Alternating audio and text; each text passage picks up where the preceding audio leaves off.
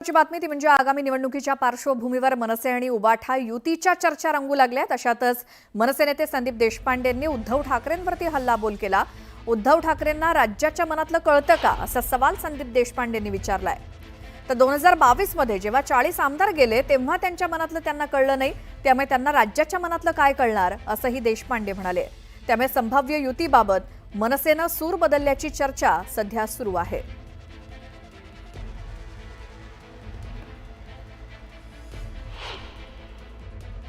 मुळात असं आहे की उद्धव ठाकरे असं म्हणाले की शिवसैनिकांच्या मनात आहे, राज्याच्या मनात आहे, तेच होईल।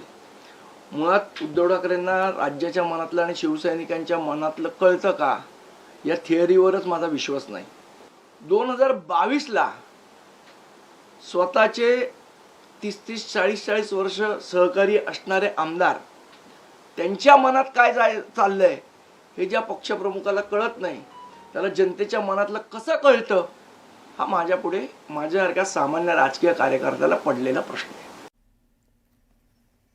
आता उद्धव ठाकरे यांना डिवचणारा एक बॅनर ठाण्यामध्ये लावण्यात आलाय।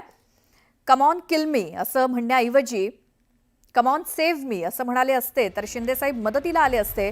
आमचे साहेब मारणाऱ्यातले नाहीत तर तारणाऱ्यातले आहेत असा उल्लेख बॅनरवरती करण्यात आलाय।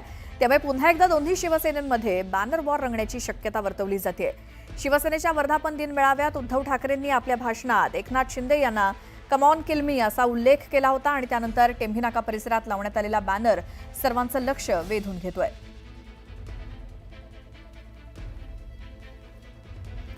तर वर्धापन दिन सोहळ्यामध्ये उद्धव ठाकरेंनी एकनाथ शिंदे आणि नितेश राणे यांच्यावरती जोरदार टीका केली होती आणि या टीकेनंतर आता शिंदे आणि नितेश राणे समर्थकांकडून उद्धव ठाकरेंविरोधात बॅनरबाजी करण्यात येते। पुण्यामध्ये फर्ग्युसन कॉलेज रोडवरती उद्धव ठाकरेंना डिवचणारा बॅनर शिवसेनेनं लावलाय। यामध्ये ते बोलण्यात व्यस्त आहेत आणि कामात मस्त आहेत अशी टीका करण्यात आली। तर नितेश राणे समर्थकांकडून मुंबईत दादरमध्ये शिवसेना भवनासमोर बॅनरबाजी करण्यात आली। यामध्ये हिंदू धर्मरक्षक नितेश राणे असा बॅनरवरती उल्लेख करण्यात आलाय। काही दिवसांपूर्वी हिंदुत्वाच्या मुद्द्यावरनं उद्धव ठाकरे यांनी टीका केली होती आणि उद्धव ठाकरेंच्या टीकेला बॅनरमधनं प्रत्युत्तर देण्याचा राणे समर्थकांनी प्रयत्न केलाय। ही दोन दृश्य आहेत पुण्यातली आणि मुंबईतली।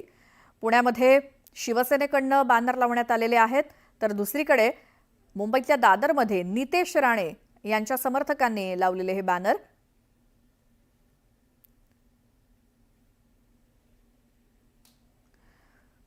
हिंदी भाषेच्या मुद्द्यावरनं समाजवादी पार्टीचे प्रदेशाध्यक्ष अबू आझमींनी मनसेवरती निशाणा साधलाय। मराठी हा काय मुद्दा आहे का असा प्रश्न अबू आझमींनी उपस्थित केला। महाराष्ट्रामध्ये जर 3 भाषा असतील तर पहिल्या क्रमांकावरती मराठी, दुसऱ्या क्रमांकावरती हिंदी आणि तिसऱ्या नंबरवर इंग्रजी असायला हवी असं म्हणत त्यांनी हिंदी भाषेचं समर्थन केलं।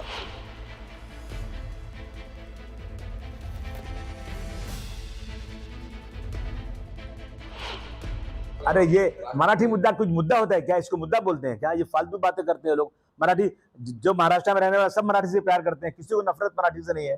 लेकिन जो लोग यहाँ पैदा नहीं हुए, आप मुझे बता दो, आज समझो कोई IAS अफसर है, यहाँ आया 3 साल के लिए, 5 साल के लिए, उसे मराठी सीखा, कल इसकी पोस्टिंग आसाम हो सकती है, जा सकता है, वो आसाम चलेगा, आसामी सीखे वो, उसके बाद फिर उसको गुजरात भेज देंगे तो गुजराती सीखे वो।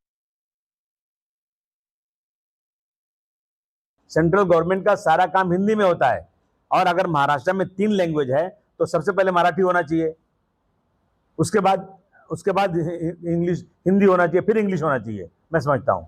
और तीसरी लैंग्वेज कौन सी आना चाहिए मुझे कोई बताए?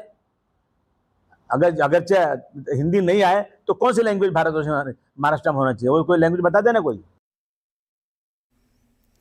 एक महत्त्वाची बातमी आहे। मंत्री भरत गोगावलेंनी संजय राऊतांवरती जोरदार हल्लाबोल केलाय। शिवसेना मेळाव्यात जमलेल्या शिवसैनिकांना मुडदे बोलल्यावरनं गोगावले आक्रमक झालेत आणि मेळाव्याच्या दिवशी सभागृहात पाय ठेवायला जागा नव्हती। याला संजय राऊत मुडदे म्हणत असतील तर पालिकेच्या निवडणुकीत मुडदे आहोत की मर्द हे दाखवून देऊ असा इशाराच गोगावलेंनी दिला। आता मुडदे होते का काय, त्याने जर कदाचित जर ती हे पाहिलेलं असेल की आमच्या सभागृहामध्ये पाय टाकायला जागा नव्हता, पूर्ण गॅलरी पूर्ण भरलेली होती, खाली संपूर्ण ग्राउंड भरलेलं होतं आणि लोकांना उभं राहिलेले होते, एवढी प्रचंड गर्दी। काय आता ह्यांना जर तो मुर्दे समजत असेल संजय राऊत, तर येणाऱ्या महानगरपालिका, नगरपालिका, जिल्हा परिषद, पंचायत समितीला आम्ही दाखवून देऊ ना, आम्ही मुर्दे आहोत का मर्द आहोत ते आम्ही येणाऱ्या निवडणुकीला दाखवून देतो. रायगडमधील शिवसेना आणि राष्ट्रवादीमधला वाद काही थांबण्याचं नाव घेत नाहीये. अशातच गेल्या काही दिवसांपासून सुरू असलेल्या पालकमंत्री पदाच्या मुद्द्यावरनं आमदार महेंद्र दळवींनी सुनील तटकरेंना पुन्हा इशारा दिलाय. सुनील तटकरेंनी सुरू असलेली कारस्थानं थांबवावी, अन्यथा येणाऱ्या निवडणुकीमध्ये आम्हाला विचार करावा लागेल असा इशारा दळवींनी दिला. राष्ट्रवादीचा केवळ एक आमदार असताना राष्ट्रवादीकडनं वातावरण निर्मिती केली जात असल्याचा आरोप दळवींनी केलाय.